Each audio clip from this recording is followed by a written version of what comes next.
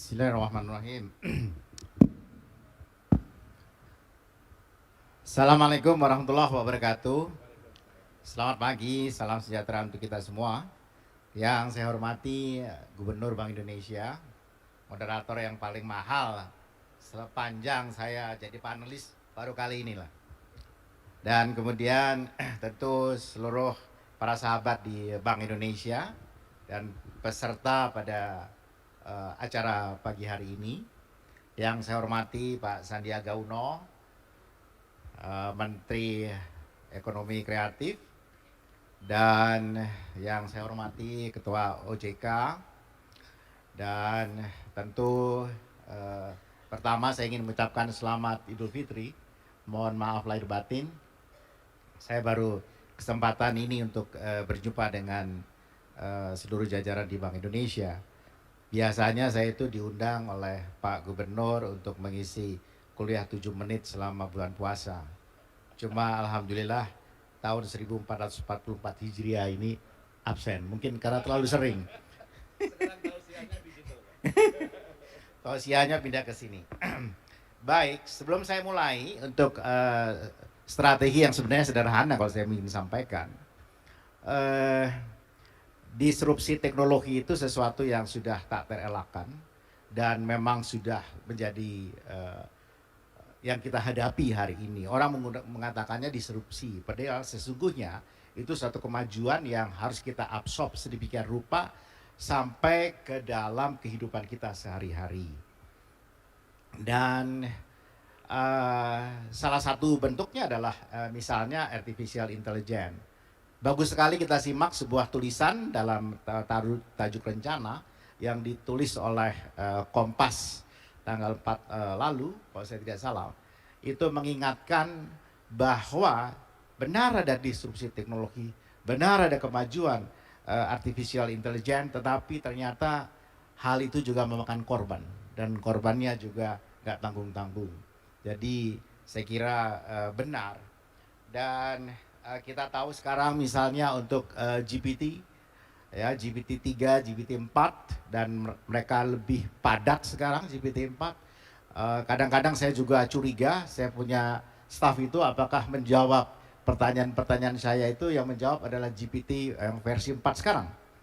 Yang dia sudah sampai dengan 25.000 kata, ya, kemudian dapat mengenali teks, gambar, video, dan audio. Bahkan saya juga pernah mencoba bertanya, siapa Suharso Monoarfa? Dia juga bisa menjawab. Kalau saya pakai GPT yang saya tidak langganan, tidak bayar, ya pendek saja dia jawab. Tapi pada umumnya juga banyak salahnya. Hanya hal-hal yang terbaru yang dia bisa tahu.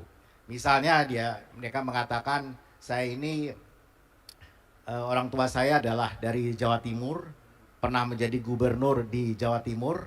Itu sudah dua hal yang salah. Tapi itulah artificial intelligence ternyata juga bisa salah. Ya. Dan chatbot ini memang mau majunya akan luar biasa, dan saya kira tak terhindarkan, dan ini kita khawatirkan nanti ke depan terhadap dalam hal pendidikan yang juga sudah dirasakan di beberapa negara maju. Yang berikutnya adalah, karena kalau kita bicara digital, kita bicara hardware-nya, salah satunya yang kita senantiasa perhitungkan adalah energi di balik digital itu. Misalnya adalah baterai. Kita tahu sekarang baterai itu banyak orang bicara soal lithium ion, ya, tapi akhir-akhir ini orang sudah mulai, dan itu adalah sodium ion, dan ini akan lebih mudah meskipun energi density-nya itu masih kalah sedikit dibandingkan lithium ion, tetapi ke depan ini menjadi satu pilihan. Dan yang menarik juga pasarnya akan luar biasa untuk baterai sodium ion ini. Di lain pihak Jepang mengembangkan Toyota Hydrogen Combustion Energy, dan ini sebuah loncatan lagi. Kalau sudah menggunakan hidrogen, maka bisa dapat dibayangkan betapa mahalnya air itu. Dan dengan kira-kira sekitar 5 liter air sudah bisa jalan sekitar 1000 kilometer ke depan. Ini luar biasa dan tanpa adanya emisi, karena kita merencanakan pada tahun 2060 Indonesia mencapai energi nol.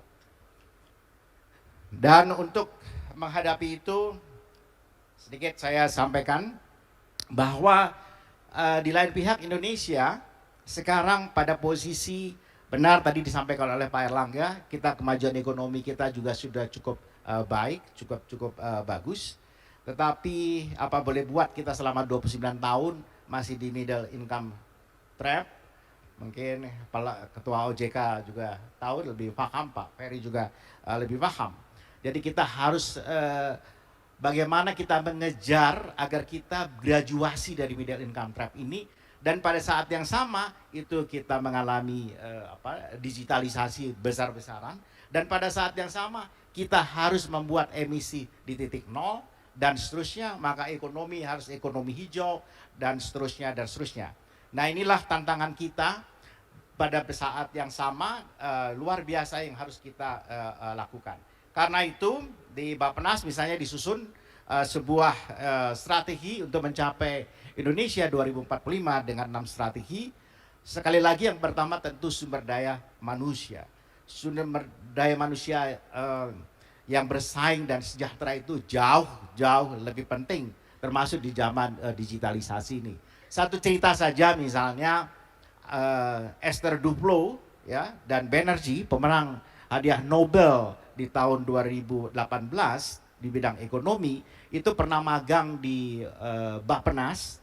Jadi barang siapa yang mau ingin menjadi pemenang hadiah Nobel, silakan magang di Bappenas. Dia magang dan dia kemudian melakukan penelitian yang dalam sekali terkait dengan SD Impress.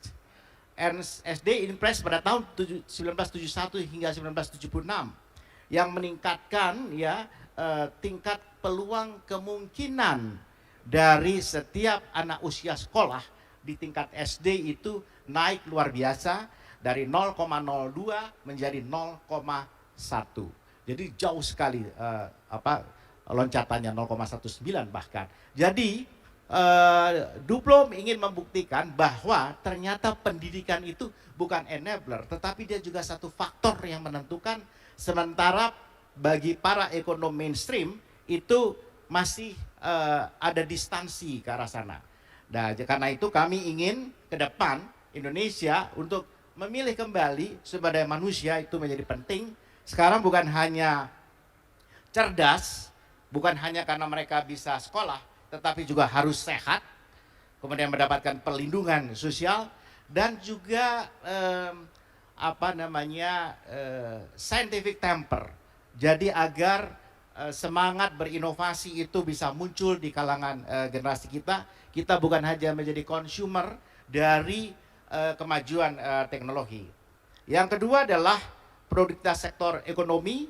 Tadi juga sudah disampaikan oleh Menko Perekonomian. Saya tidak ingin teruskan, nanti ini ada bagiannya dari Pak Sandi mengenai produktivitas UMKM, modernisasi pertanian dan seterusnya.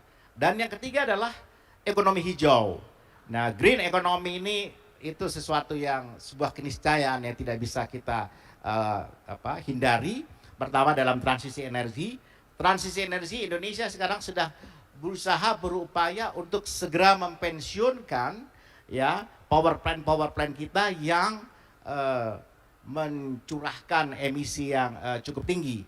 Dan untuk itu tentu ada struktur pembiayaan yang memang harus didukung sedemikian rupa agar proses itu bisa tercapai.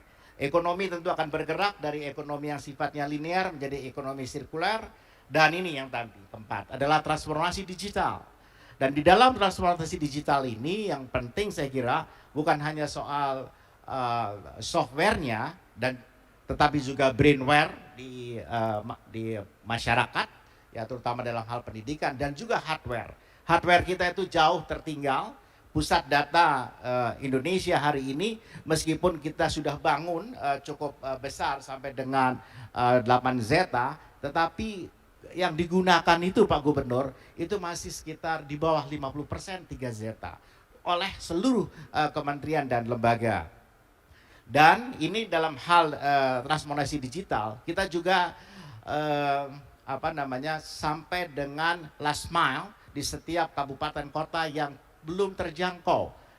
Dan bayangkan kalau kita mau pakai QRIS, tetapi misalnya di beberapa kawasan di Pulau Jawa saja yang masih masuk di dalam last mile, tentu tidak bisa kita capai. Kita ingin pakai QRIS di seluruh destinasi Republik Indonesia. Yang kelima adalah integrasi ekonomi domestik. Dalam hal ini adalah pengawasan pengembangan kawasan koridor ekonomi, logistik, infrastruktur, konektivitas, dan seterusnya. Dan yang terakhir adalah IKN. Nah, kalau IKN ini saya jangan ditanya dulu terlalu dalam, nanti saja. Biasanya sudah bicara semua ini Pak Gub, yang ditanya itu yang IKN. Karena itu saya cepat-cepat mau loncat saja. Berikutnya adalah transformasi digital. Di dalam transformasi digital, yang penting adalah tentu infrastruktur digital. Dan dalam hal infrastruktur digital adalah konektivitas, pusat data dan aplikasi, dan kemudian penyiaran. Yang berikutnya adalah pemanfaatannya, dalam hal ini adalah pendidikan, kesehatan, UMKM, bantuan sosial, termasuk misalnya dalam hal sistem pembayaran.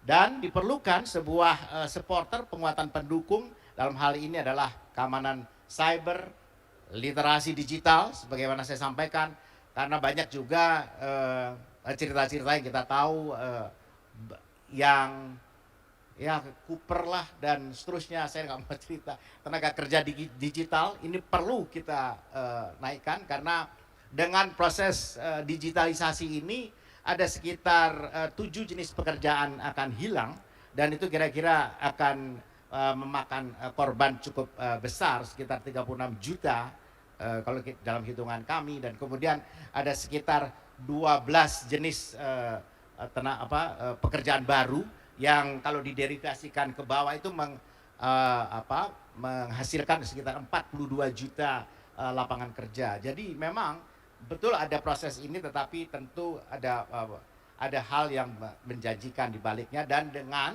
tentu bayaran yang lebih baik dibandingkan di zaman sebelumnya. Kita juga harus mengembangkan industri TIK. Kita jangan hanya menjadi konsumen dari TIK, dan kalau di negara-negara maju, startup itu sudah tidak lagi seperti kita hari ini di sini. Mereka sudah masuk di startup bioekonomi, mereka sudah masuk di green economy, sudah luar biasa. Jadi saya kira itu akan terkait dengan proses bagaimana literasi digital sampai bahkan di tingkat universitas. Dan dalam transformasi digital ini, khususnya dalam RPJPN 2020-2024, kami akan menuntaskan infrastruktur TIK, kemudian pemanfaatan infrastruktur TIK, karena misalnya untuk belum semua yang tersedia itu sudah dimanfaatkan dengan baik, seperti saya sampaikan yang tadi. Kemudian fasilitas pendukung transformasi digital. Pada tahun lalu 2022, kami dan Telkom telah meluncurkan rencana induk pengembangan industri digital yang merupakan bagian dari transformasi ekonomi. Dan tahapannya adalah sebagaimana yang dilihat di dalam layar ini. Saya kira ini yang saya ingin sampaikan dengan agak sedikit terburu-buru, ingin memanfaatkan 7 menit atau sampai 10 menit. Begitu Pak Gubernur. Terima kasih Pak Gub. Terima kasih, tepuk tangan bagi Pak Suharso.